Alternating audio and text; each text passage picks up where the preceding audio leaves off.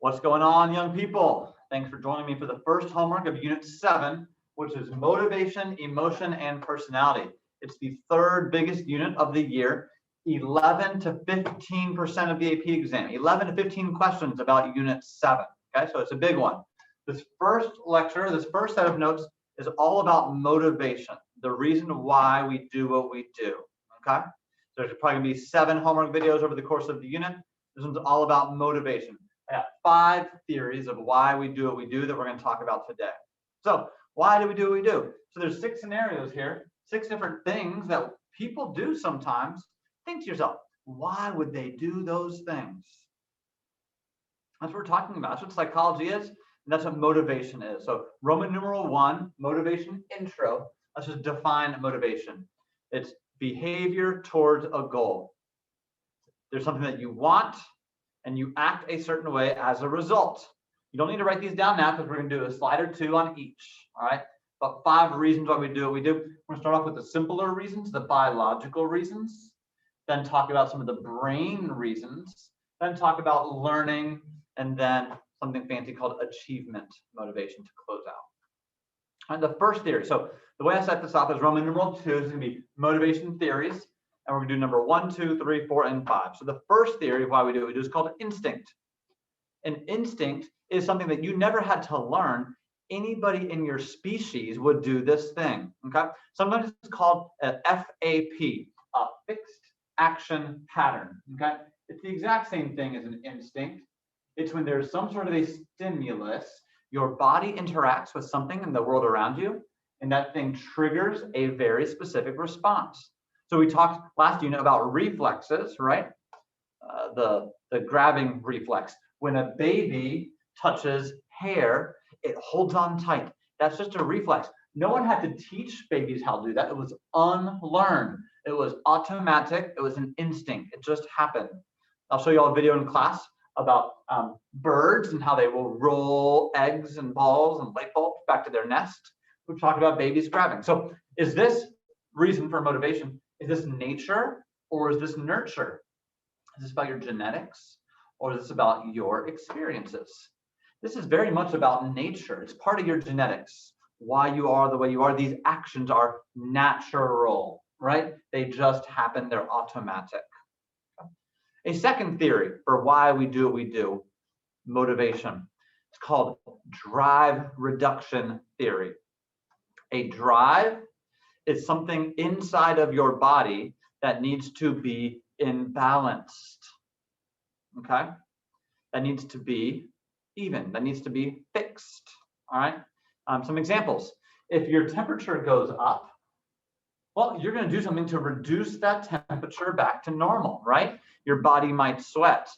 You might change clothing. You might go turn the air down, right? Your body does things to make sure that you are always in what we call homeostasis, that your body is in balance. This is true of hunger and thirst and temperature, okay? So sometimes you do what you do because there's something off, something that's not balanced, it's in an imbalance, and we need to balance it out. That's the second reason for why we do what we do.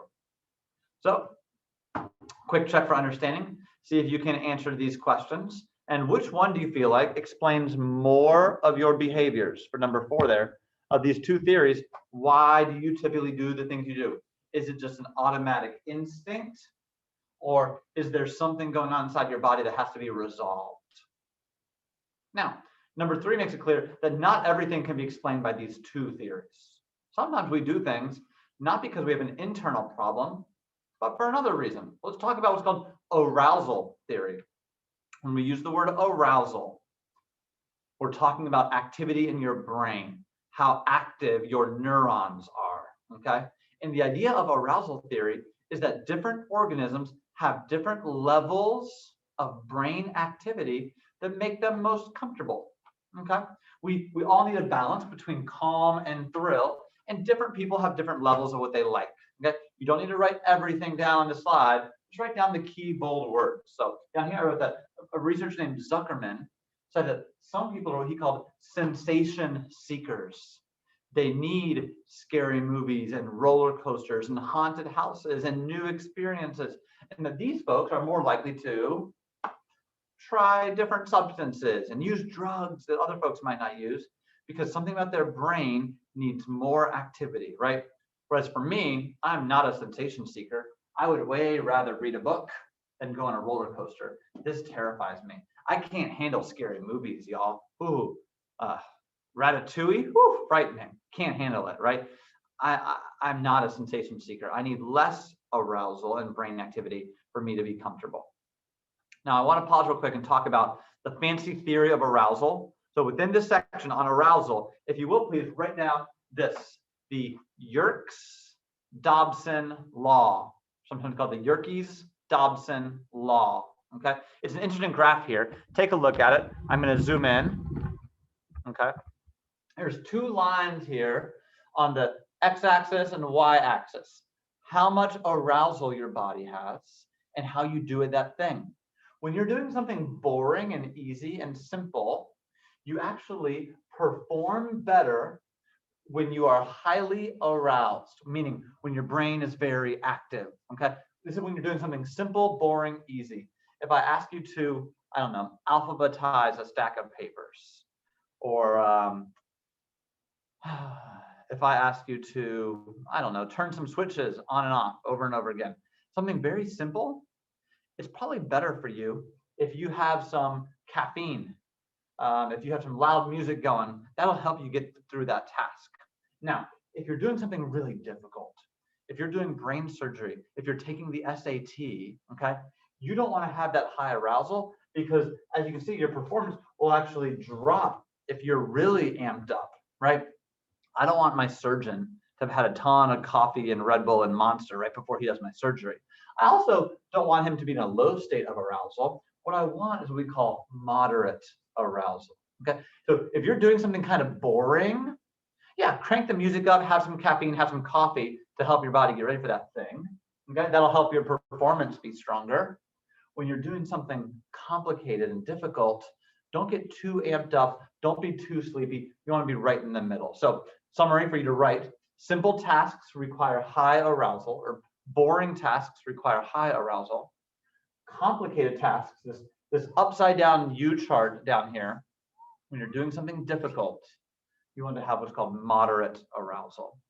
All right, so that's part of how arousal theory works. Let me zoom back out. Although I gotta tell you, my beard looks pretty good from close up. All right, ignore that. Fourth theory of why we do what we do is called incentive theory. Okay, and we've talked about this in our unit. We had a whole unit on learning, right? An incentive is something external to you, something outside of you, some sort of reward that you're trying to get. So this theory of motivation is all about behaviorism. So John Watson and Bandura, right? Thorndike, Skinner, those behaviorists said, we do the things we do because we realize that we can get something.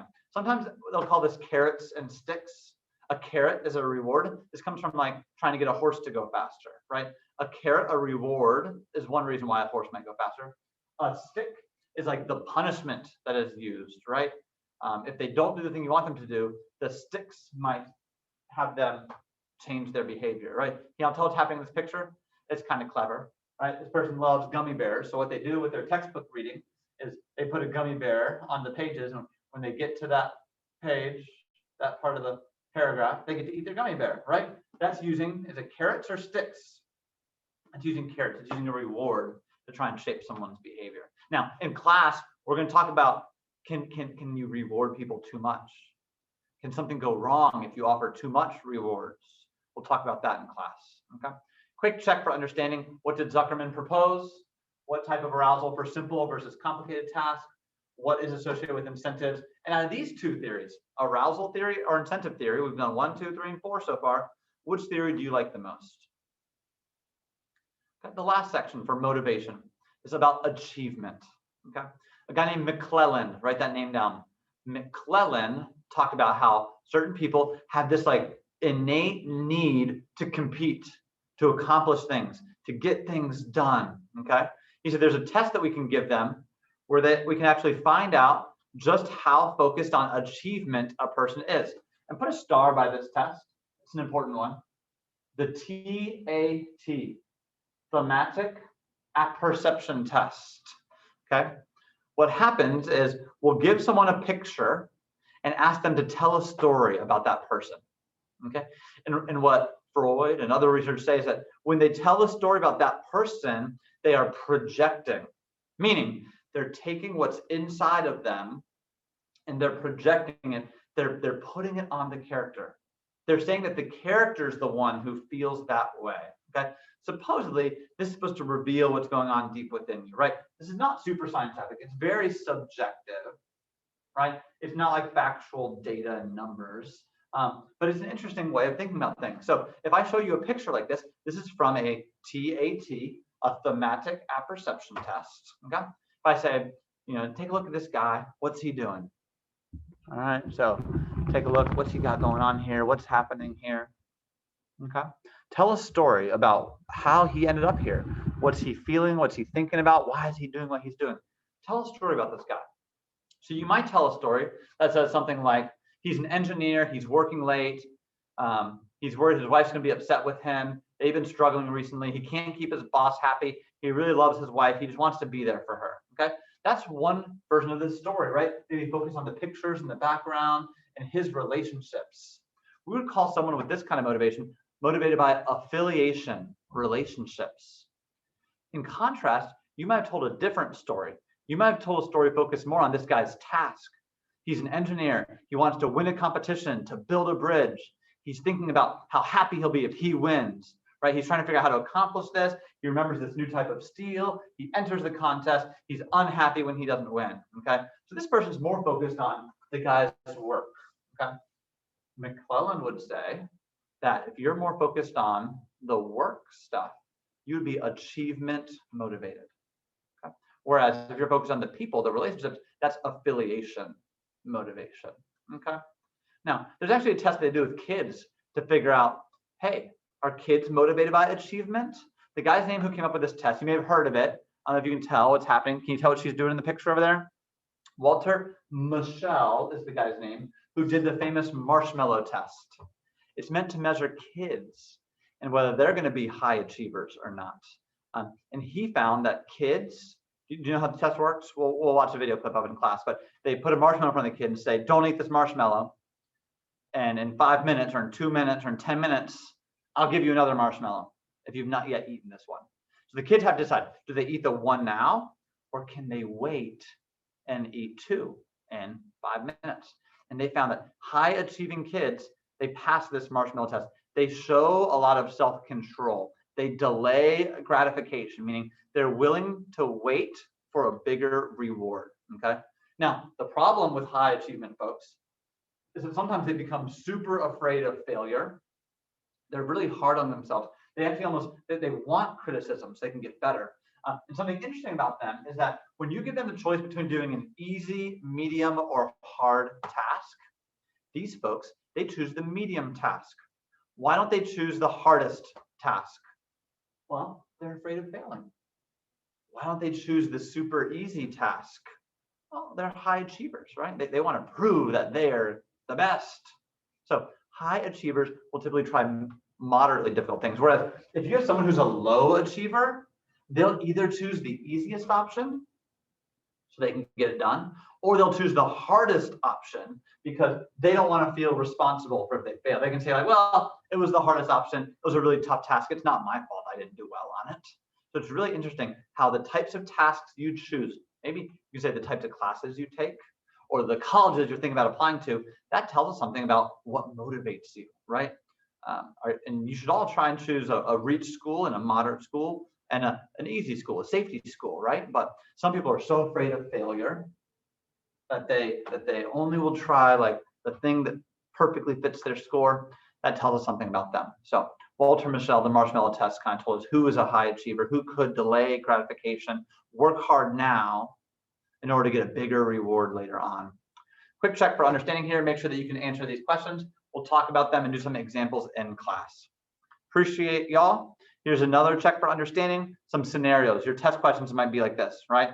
Which theory best explains these 4 people's actions and behaviors? So we'll go over the answers in class. Appreciate y'all. Peace out.